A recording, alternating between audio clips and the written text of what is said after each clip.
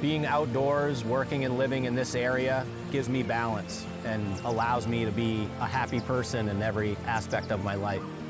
My personal relationship with this river really started before I became a raft guide. I started coming rafting with friends while I was still in college and kind of fell in love with the community around the river. I live here on Peaks Island, a place that I have moved away from and back to because of the rootedness and the connectedness of life here, and because of the people that seem really committed to being good at what they do. I come home from work at the end of the day, and even if it's just a quick trip in the backyard with the dog or a quick walk around the neighborhood, it's a reset. It's that connection to the outdoors, the breathing in the air, the nature. When I come back in, I'm in a different place. I'm ready for what's next in my day. Rock climbing for me is this incredible experience where it's the one thing that I don't think about anything else while I'm doing it. It's just you and the rock and the movement, and everything else goes away.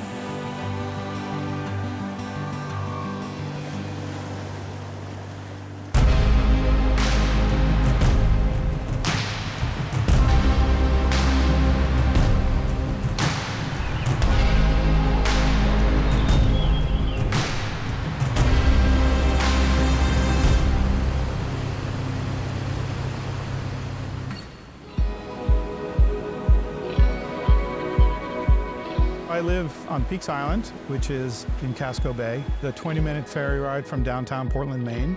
The front side of the island faces back to the city, and the back side of the island faces the open ocean. A pretty ideal spot if you want to be both part of the city and have a rural lifestyle when you get home.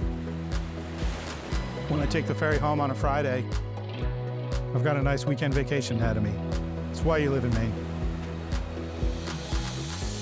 Maine has a lot of very small and small to mid-sized companies, not a lot of really big companies. We have a few.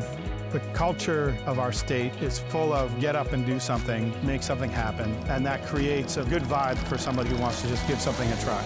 In the outdoor industry especially, that's created a lot of really cool small businesses.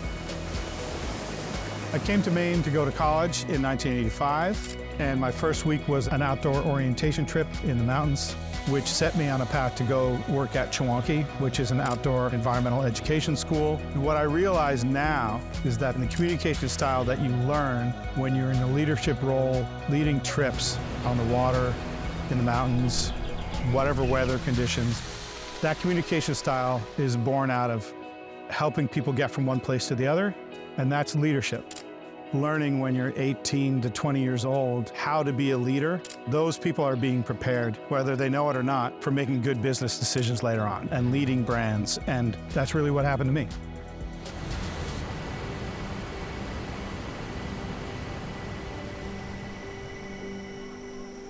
Northern Outdoors is a 4-season outdoor adventure resort. In the summer, we offer whitewater rafting. In the fall, white-tailed deer hunting. And the winter is your snowmobile season. What makes a great raft guide? And that's a really good question.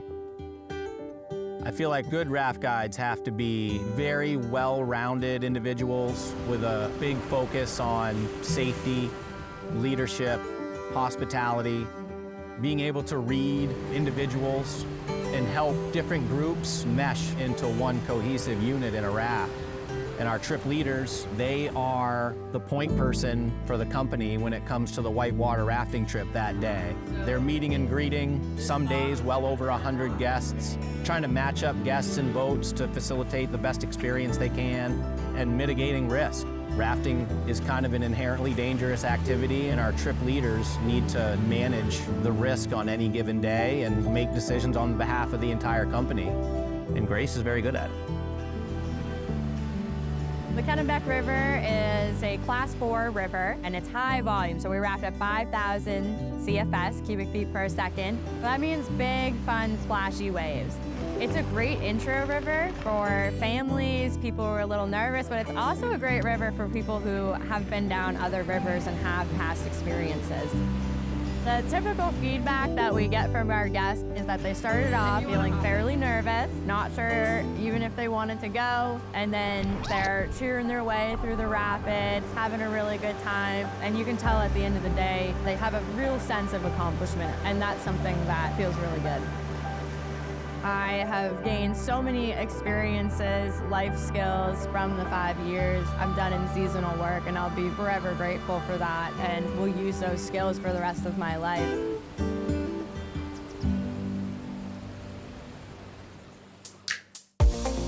My vision with Otera Designs was to create gear that's not only functional and performs well, but that's also expressive and unique and stands out, and it acts as a connection piece to other people in your community when you're using it.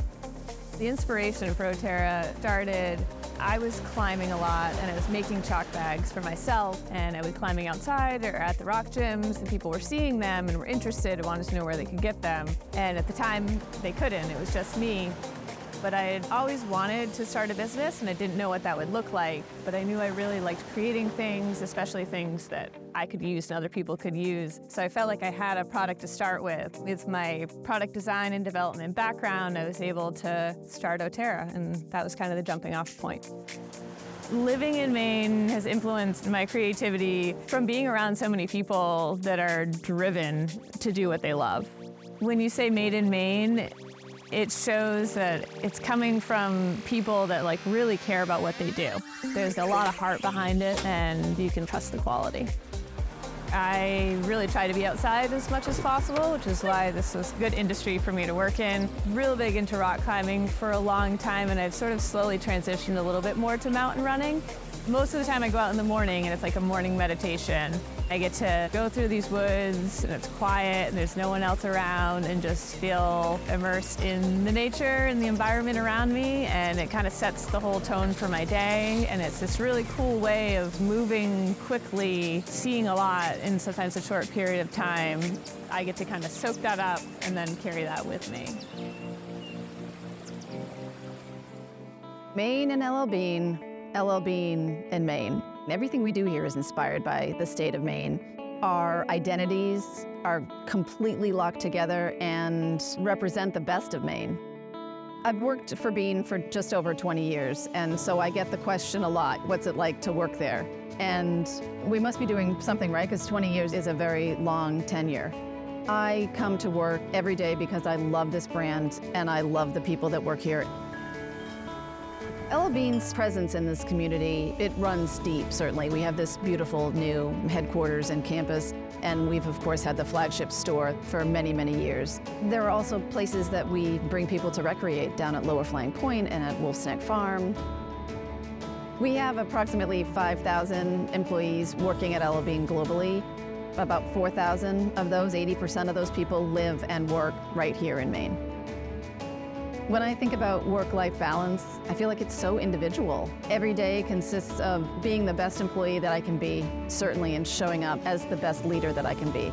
I also need to be a great mom and a great wife and a great friend and a great community member. And then I also think about our purpose, which is to inspire and enable people to be outside and experience the restorative power. We don't want that just for our customers. We also want and need that for our employees as well.